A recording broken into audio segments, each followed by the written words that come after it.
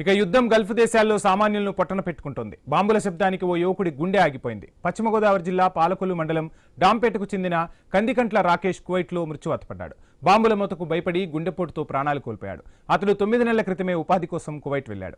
రాకేష్ తల్లి కూడా కొన్నేళ్లుగా అక్కడే పనిచేస్తున్నారు. యుద్ధం మొదలైన తర్వాత తాను ఇంటికి వచ్చేస్తానని తండ్రికి ఫోన్ చేసి రాకేష్ ఆందోళన వ్యక్తం చేశాడని బంధువులు చెబుతున్నారు. ఇక యుద్ధ పరిస్థితులు సద్దుమణిగాక రావాలని ధైర్యం చెప్పామన్నారు. ఇంతలోనే గుండెపోటుతో మృతి చెందాడు. మృతదేహాన్ని స్వగ్రామానికి పంపించాలని కుటుంబ సభ్యులు కోరుతున్నారు.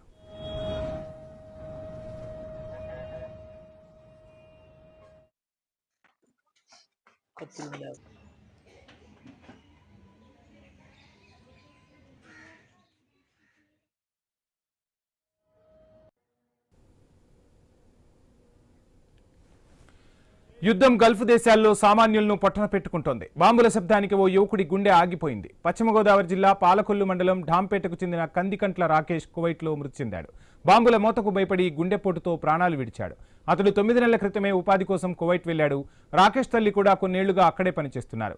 యుద్ధం మొదలైన తర్వాత తాను ఇంటికి వచ్చేస్తానని తండ్రికి ఫోన్ చేసి రాకేష్ ఆందోళన వ్యక్తం చేశాడని బంధువులు చెబుతున్నారు. యుద్ధ పరిస్థితులు సద్దుమణిగాక రావాలని ధైర్యం చెప్పామన్నారు. ఇంతలోనే ఈ విషాద ఘటన చోటు చేసుకోవడం పట్ల బంధువులు కన్నీటి పర్యంతమవుతున్నారు. ఇక మృతదేహాన్ని స్వగ్రామానికి పంపించాలని కుటుంబ సభ్యులు ప్రభుత్వాన్ని కోరుతున్నారు.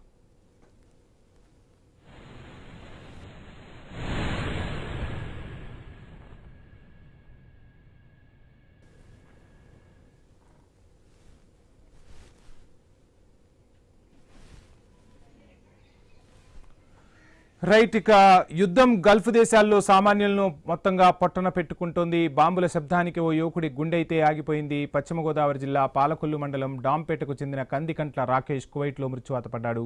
బాంబుల మోతకు భయపడి గుండెపోటుతో ప్రాణాలు విడిచినట్టుగా తెలుస్తుంది. ఇక ఇదే అంశానికి సంబంధించి ఫుల్ డీటెయిల్స్ మా ప్రతినిధి భార్గవ్ అందిస్తారు. భార్గవ్, మొత్తంగా కువైట్లో ఆంధ్రప్రదేశ్కు చెందిన ఓ వ్యక్తి మరణించినట్టుగా తెలుస్తుంది. సో అతని మృతదేహాన్ని ఇక్కడికి తీసుకొచ్చేందుకు అధికారులు ఏమైనా ఏర్పాట్లు చేస్తున్నారా? సో ఏం జరుగుతుంది, డీటెయిల్స్ ఏంటి?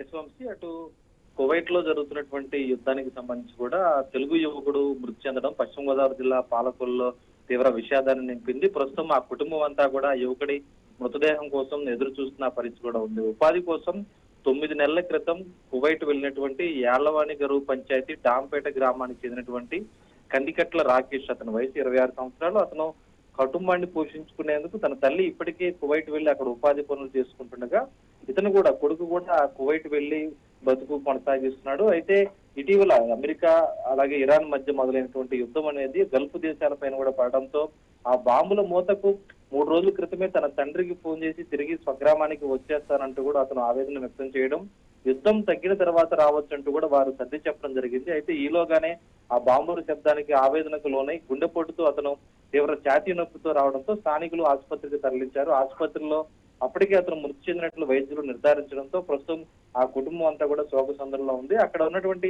మృతదేహాన్ని స్వగ్రామానికి ఇండియాకి తీసుకురావడానికి కూడా ప్రస్తుతం అనేక అడ్డంకులు నెలకొన్నటువంటి పరిస్థితి కూడా ఉంది. ఇటు ఇండియన్ ఎంబసీ కూడా తమకు సహాయం చేయాలనేది కూడా గ్రామస్తులు అలాగే ఆ కుటుంబ సభ్యులు కోరుతున్నారు. ప్రస్తుతం రాకేష్ తండ్రి పాలకొల్లులో ఉన్నారు. అతని సోదరుడు గాని కుటుంబ సభ్యులు ఇక్కడే ఉన్నారు. అతని తల్లి మాత్రమే ఆ మృతదేహం వద్ద ఆమె ఒంటరిగా ఉన్నటువంటి పరిస్థితి ధైర్యంగా ఉందని కూడా చెప్పుకోవచ్చు. ఈ విధంగా తెలుగు వారు ఎంతో మంది అటు పశ్చిమ గోదావరి జిల్లా నుంచి దాదాపు 70,000 మందికి పైగానే గల్ఫ్ దేశాలకు ఉపాధి కోసం వెళ్లారు. కువైట్ లో ఎక్కువ మంది ఉన్నారని కూడా చెప్పొచ్చు. వారందరూ కూడా ఎటువంటి భయాందోళన పరిస్థితుల్లో ఉన్నాయి. మరి ఆ కుటుంబాన్ని ఆ మృతదేహం కోసం ఎదురు చూస్తున్న తరుణంలో మరి ప్రభుత్వం ఏ విధంగా స్పందిస్తుంది, ఆ మృతదేహాన్ని తీసుకొచ్చేందుకు ఏ విధంగా సాయం చేస్తున్నది కూడా ఎదురు చూడాల్సిన పరిస్థితి అయితే ఉంది Vamshi. Right, thank you Bhargav.